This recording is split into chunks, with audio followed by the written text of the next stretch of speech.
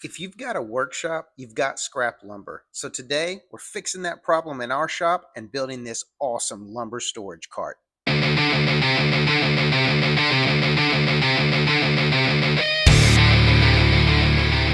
center of our cart is going to have storage for 1x and 2x material as well as cedar pickets.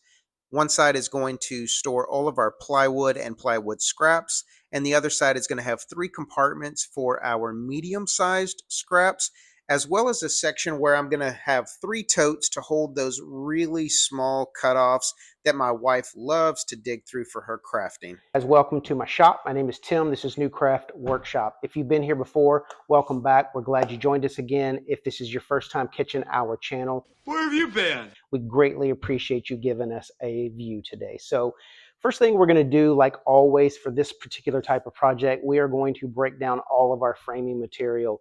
For this project, we're going to be using standard 2x4s, and we are going to be using some sanded plywood. Nothing fancy. This is a lumber cart. Don't comment down below about why aren't you using Baltic birch for your shop builds, because it's a lumber cart and I'm not spending what Baltic birch costs right now.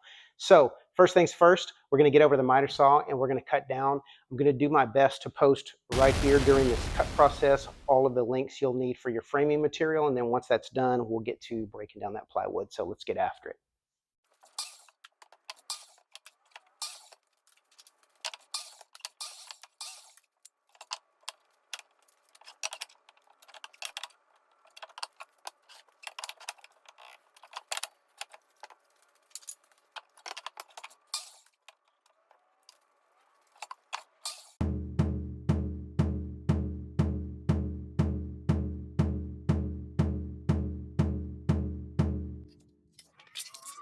All right, time to get this plywood broken down into some sizes that are a little more manageable for me over at the table saw.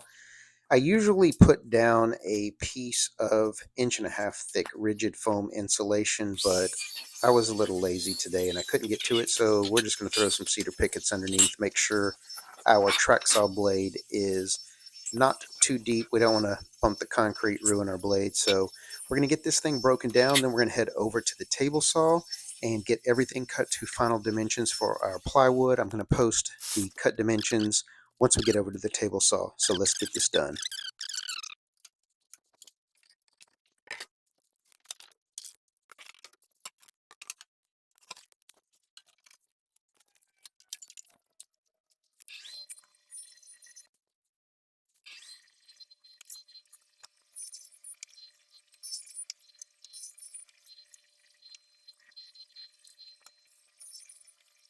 Okay, I have laid this out just to do one thing and one thing only. Only one thing.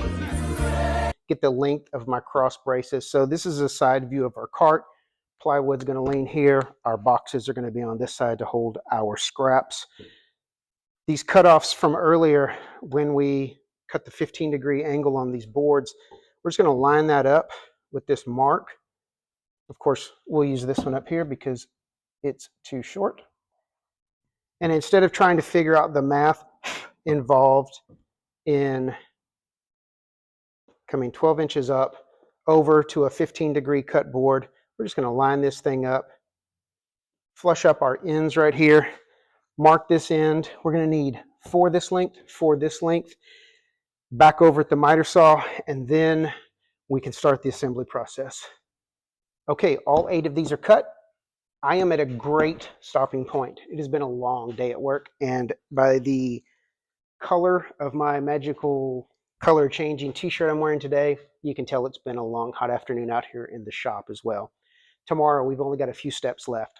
All of these plywood pieces are going to need pocket holes drilled in them so we can get all of our storage compartments assembled, as well as our shelves that are going to go on the right side to hold our little totes.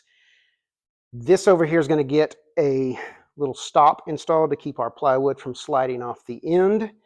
All of these components are going to get drilled together. We're going to slap our casters on the bottom, and we are done. No, we're not, because then I get to fill it all up with the crap all over my shop. No, I stay. I clean. So I'm going to call it a night. I'll catch you guys tomorrow, and through the magic of editing, I should be back like that fast. We're going to start day 2 by getting all of our pocket holes drilled.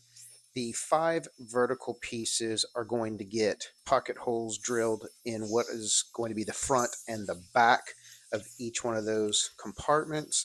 And then the 2 shelves where our black totes are going to get installed, those 2 shelves are also going to get 3 pocket holes on either side to hold those shelves in place. I am not going to glue this together. I am going to get it all installed strictly with the pocket holes. I don't foresee any need to add any extra strength to this because, once again, it's a lumber cart and it should hold up just fine.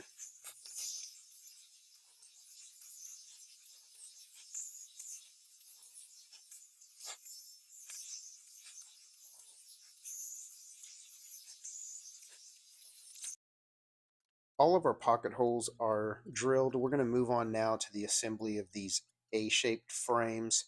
I'm just going to drive 2 screws in each connection point where 2x4s are meeting. I am using 2.5-inch long exterior coated screws. I don't want to take any chance of the screws rusting out. I am in Houston. My shop is very humid, so we're going to just be careful, be a little safe, and use some coated deck screws. 2 screws everywhere, going to be a ton of screws. This thing's going to be rock solid when it's done, so let's get it.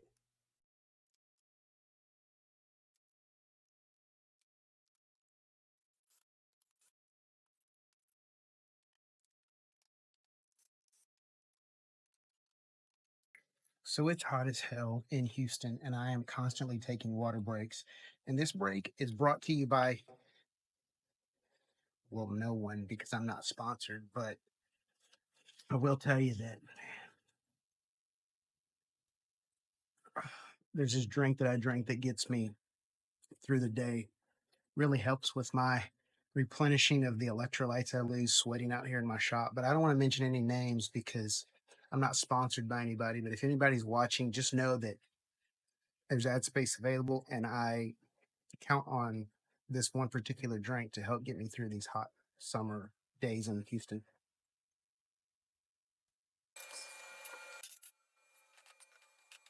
Time to get this thing assembled. We're just going to stand all of our A-frame components up.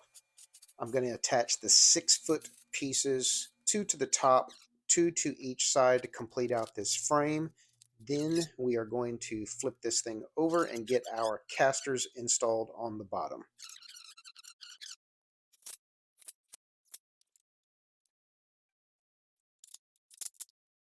All right, casters are on. This thing's mobile. We're going to get our plywood installed. As you can see, once we get this big sheet installed, we're going to get our dividers put on. Again, this is where I drilled pocket holes in the back and front. We're going to get all of these compartments built. Our shelves on the right-hand side is where our black storage totes are going to go. And once this plywood is installed, this project is pretty much wrapped up. A few final touches I'll talk with you guys at the very end about, but other than that, we're wrapping it up.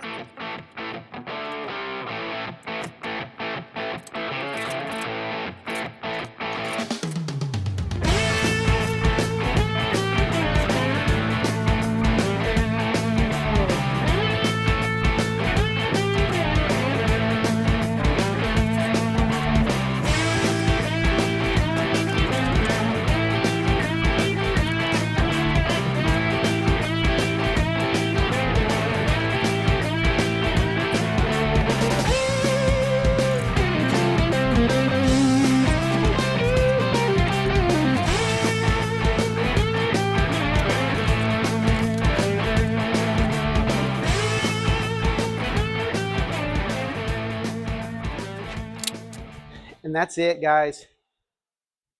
Lumber cart. As you can see, plywood on this side, longer boards in the middle, 2x, 1x cedar pickets. Got storage for those in the middle. And then we've got our 3 compartments on the other side for some of our scraps. Storage for our longer pieces of scraps here. And we've got 3 bins for small pieces. My wife loves to craft. She's always digging through the smaller pieces, so that's for her. So that's it, guys. Get out in the shop, build yourself one of these. Stay cool, stay hydrated. We'll catch you next time.